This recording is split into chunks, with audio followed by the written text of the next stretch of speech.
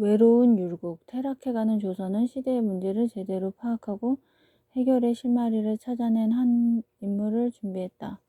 시대는 또한 박순, 성혼, 유성룡, 이산해, 정인홍, 이발 등 뛰어난 인물들을 한꺼번에 쏟아냈다. 그러나 시대의 병은 치유되지 못했다. 율곡은 냉철함과 뜨거움이 잘 조화된 인물. 젊은 나이에 이미 학문적으로 일가를 이루었을 뿐 아니라 세상에 대한 애정 또한 뜨거워 평생 경장을 외친 경제가였다. 그렇게 이황과 조광조를 한 몸에 모아놓은 듯한 그였지만 유종은 되지 못했다. 기대승까지만 해도 시대정신을 이해하고 학문적 명성을 얻으면 유종으로 받들어지고는 했으나 시대가 달라졌다. 예전엔 사림이 하나였지만 지금은 동서로 양분됐으니 그뿐이 아니야. 같은 동인 내에도 누구에게서 배웠는가를 기준으로 학파가 나누어져 있다던걸. 율곡은 누구 밑에서 배웠지? 독학했잖아. 애초부터 조정의 신진사림 중에 이이의 학문적 동료는 없었다. 오히려 성군간에 있을 때는 노골적으로 왕따를 당하기도 했다. 중 출신이라며 존심상해. 중과 같이 공부를 해야 하다니. 뭐야 저 친구 낯빛 하나 안 바뀌는데 물건은 물건인 모양이야. 그는 서경덕이나 이황 조식을 높이 평가하면서도 그들의 학설이나 처신을 비판적인 눈길로 바라보았다. 서화담은 너무 기에 기울었고 이택에는 너무 이에 기울었어. 조식은 반면 서경덕의 제자들은 서경덕을, 이황의 제자들은 이황을, 조식의 제자들은 조식을 절대화하는 경향이 강했다. 그들은 스승의 학문을 옹호하고 따르는 것을 우선했다. 여기에 독학파인 율곡과의 차이가 있다. 다음은 선조 6년 11월 경연장의 풍경이다. 정몽주가 도학을 세운 이래 김굉필, 조광조 같은 이가 도학을 한 이들이온데 공부하는데 상세한 방법을 몰랐습니다. 그 외에도 학문한다는 사람들이 있었지만 거의가 모양을 이루지 못했습니다. 하오나 이황의 경우는 언론과 세평을 듣건대 옛사람의 학문을 참으로 안 사람이어서 진실로 비기리가 없사옵니다. 다만 작품과 정신이 옛사람에게 미치지 못하는 듯한데 전학해오서도 아마 이 때문에 부족하게 여기시는 듯하옵니다. 옆에 있던 이는 이황의 제자 김성일. 이황의 학문은 하늘의 해와 같은데 어찌 언론 세평의 한두 가지로 말할 수 있겠나이까. 이의 말은 옳지 않사옵니다. 이에 앞서 학문적으로도 이황의 학설을 비판했던 이이다. 사단칠정 논쟁은 기대승이 오라. 그런 이의를 이황의 제자들로서는 쉽게 받아들이기 어려웠으리라. 감히 어디서 맘먹으려고 드는 거야. 새파란 친구가 건방지게. 선조 8년 5월에는 서경덕의 학문을 비판해 제자인 화엽의 분노를 샀다. 조식에 대해서도 그랬다. 그렇게 율곡은 각 학파로부터 미움을 샀다. 잘나면 지가 얼마나 잘났다고.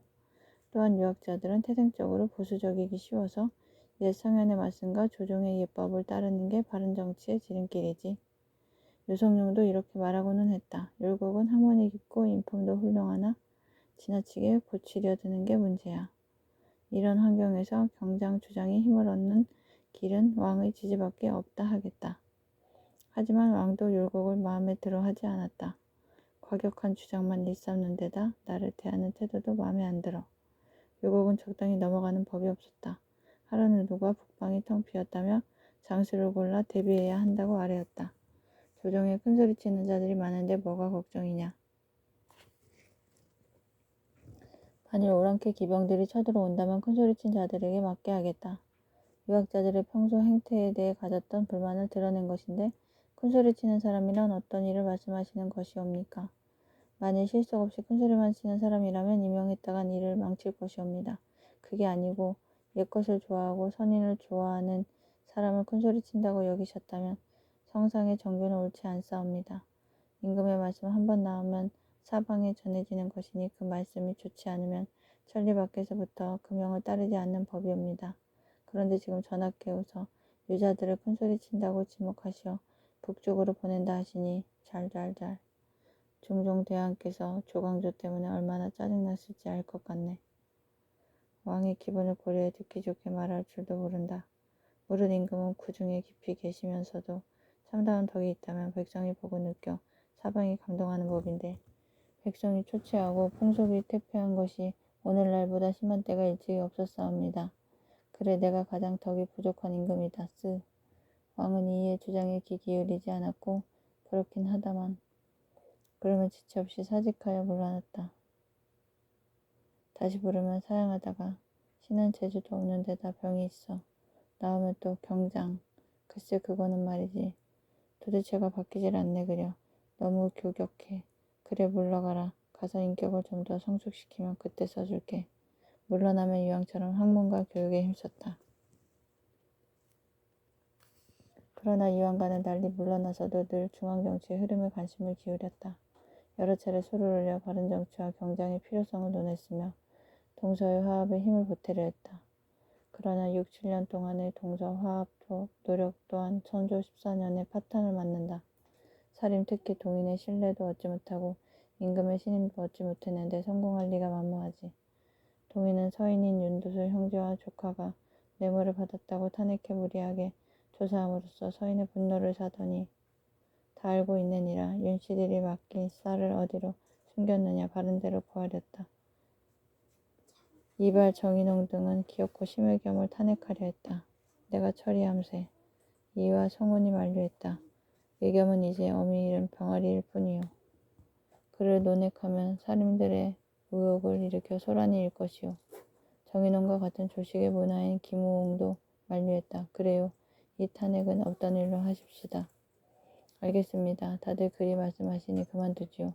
다만 이 사람은 여기에 있으면서도 입을 다물 순 없으니 고향으로 돌아가겠습니다. 그러자 이발이 이 일을 찾아 말하기를 사류들이 공을 신뢰하지 않는 이유는 공께서 의견을 버리지 않을 것이라고 생각하기 때문입니다. 공이 그와 절연한다면 다들 신복할 것이나 그러지 않으면 당장 정인홍도 떠나버릴 것입니다. 이거 녹음하고 있는데 좀 기다려. 정인홍은 조식계열을 대표하는 명망가. 그가 떠나버리면 그쪽 사람들은 더욱 극렬해지겠지. 의겸에겐 미안한 일이나 이로써 분쟁이 가라앉는다면 조소 대신 초안은 내가 직접 잡겠소. 그리 하시지요. 청양군 심의겸은 외척으로 권세를 탐해 사림의 마음을 잃게 되었습니다. 근년 이래 조정의 논의가 흩어져 부합할 수 없게 된 것은 실로 이 사람으로 연유한 것이오니 하직을 명해 인심을 진정시키소서. 이 정도면 논계가 타당하고 무난하니 다른 내용을 첨가해서는 아니되요. 잘 알겠습니다. 그러나 정인홍은 자신이 쓰고 싶었던 한마디를 덧붙이고 난다. 사료를 끓여들여 성세를 돕게 했다. 여기에 적힌 사료란 누구를 이르는 것인가? 동료들과 의논한 뒤 알겠나이다. 무슨 소리냐? 글을 올렸으면 당연히 알고 있을 터. 지금 답하여라. 정철, 윤도수, 윤근수 등이 온데 이들은 서로 맺고 성언하고 형세를 엿보았나이다. 이런 법이 어딨소? 정철은 지조 있는 선비요. 지난번 상소에서 내가 정철의 위인됨을 칭찬했는데 이젠 내가 무슨 사람이 되어버렸소. 그대가 피험하고 정철을 위해 사실을 밝혀야 할 것이오. 안 그러면 내가 피험하겠소. 정인홍은 한 발 물러섰다. 정철은 의견과 친분은 두터웠으나 사적으로 당을 잃지는 않았사옵니다. 신을 채직해 주시옵소서. 그러고는 낙향해버리자 이런 상소가 잇따랐고 이농은 죄가 없사옵니다. 이농이 왜 피험해야 합니까? 이에 이의도 정철도 사직하기에 이른다. 어찌할 셈인가? 나 역시 낙향할까 하네. 이렇게 동서의 불안한 합의는 깨어지고 분당은 되돌릴 수 없는 정치 현실로 자리 잡았다. 자리께 참 이발 말일세. 너무 좋아하지 말게. 심술이 안 좋아.